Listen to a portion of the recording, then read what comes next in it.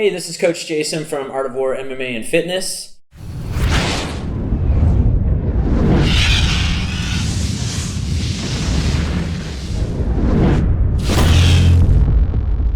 Today I want to talk about a topic that doesn't get a lot of attention in jiu-jitsu, but the use of upkicks.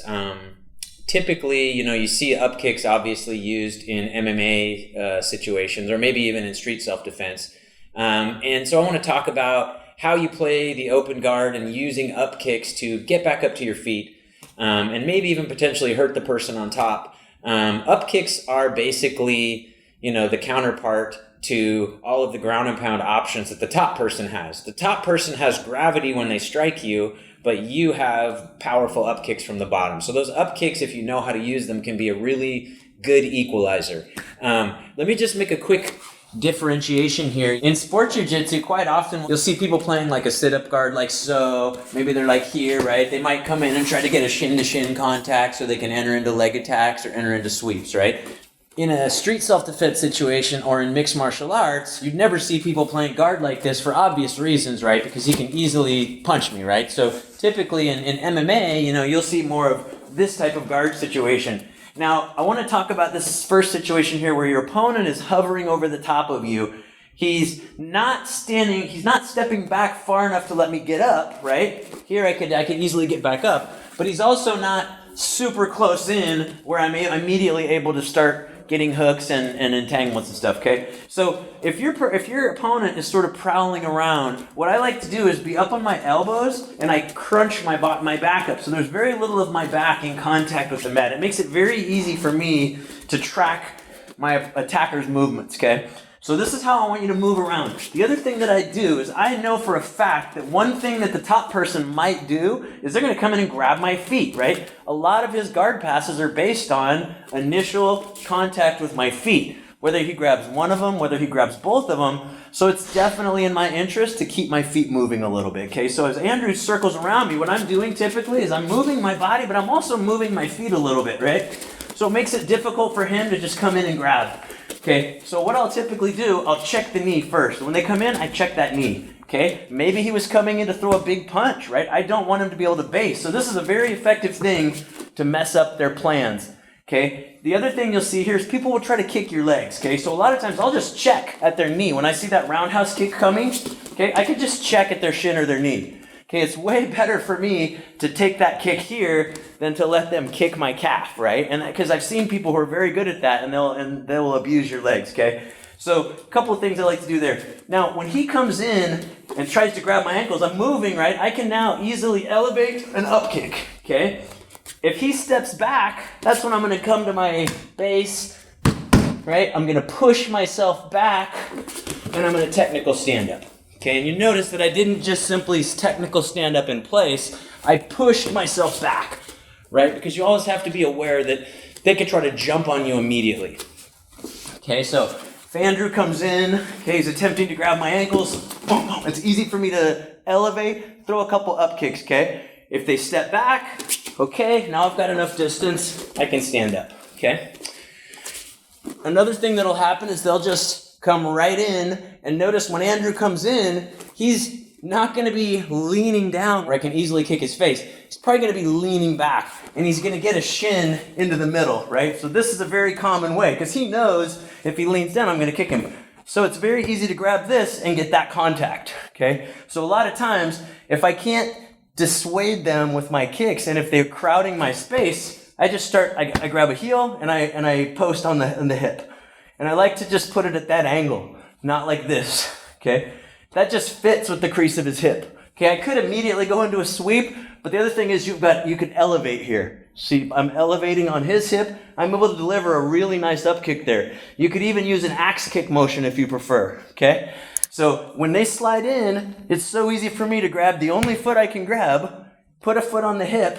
I've got a couple of up kick options here. And then I've got a super easy dump sweep here, okay? And for MMA purposes, I can also enter into leg locks and so forth, but for MMA purposes, I can sweep him, and then I can just curl my feet. Now I'm right here, shuck, and we're in a dominant striking position. Okay, so one more time. Andrew crowds my space. He comes in, he gets that one foot in there. Immediately, look, he's too far away to punch me in the face. I've got a hand up, I've got distance. I can elevate. Now I can get more height and power on my up kick, or I might choose to do an axe kick, or I might just choose to immediately hook that back leg, and then I'm just pushing with the foot on the hip. It's the easiest sweep in the world. Curling that leg under, right? Typically, whatever knee I have forward, I'll fake that way, and I'll chuck, right? Now I'm in knee ride, great position.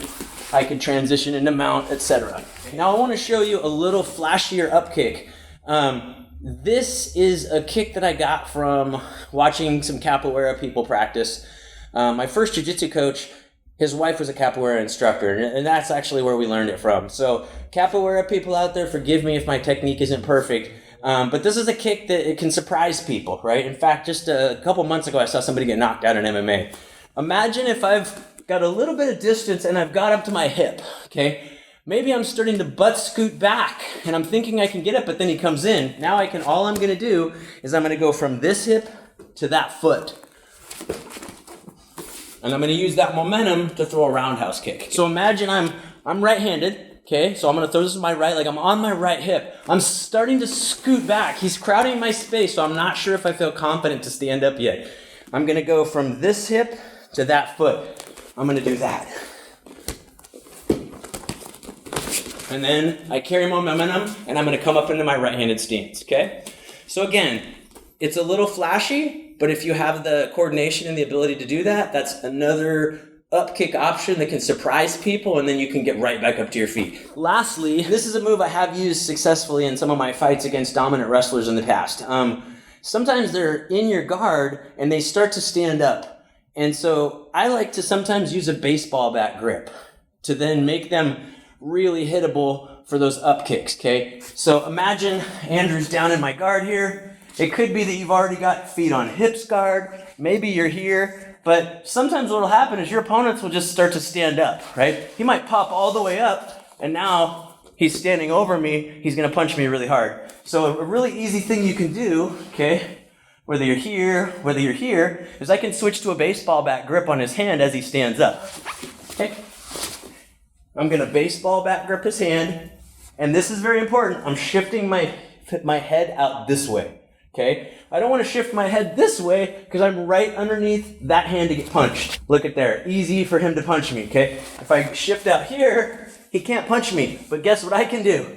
I've got really hard up kicks here.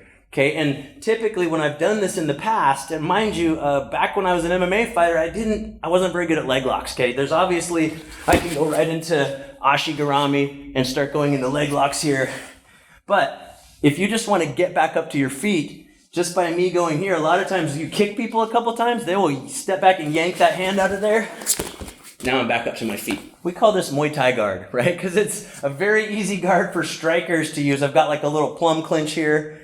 And I could deliver elbows from here, and then also I could set up various jiu-jitsu things. I've also got my feet on my hips, so I could always just push him off and stand up. But as far as just standing up from here, if I deliver a couple elbows, right, he doesn't like that. It's so easy for me to get one foot on the hip, get my baseball bat grip. My head is way away from where he can punch me. I'm gonna deliver a few hard up kicks, and when he yanks his hand out of there, he's done my work for me, okay? Not only did I land a couple kicks, but I got somebody who is a really good wrestler to back up and let me back up to my feet, okay? So again, the stuff that we talked about in the video today on Upkicks, it is for the situation where you want to do some damage to the top person with Upkicks, but you also want to get back up to your feet, right? For one reason or another. It might be because you just want to get out of there if it's a self-defense situation, or it could be because your opponent is a good grappler and you're pretty confident that you would do better on the feet with them. Okay, so again, up kicks are like a great equalizer when you're dealing with an opponent who can strike you from the top.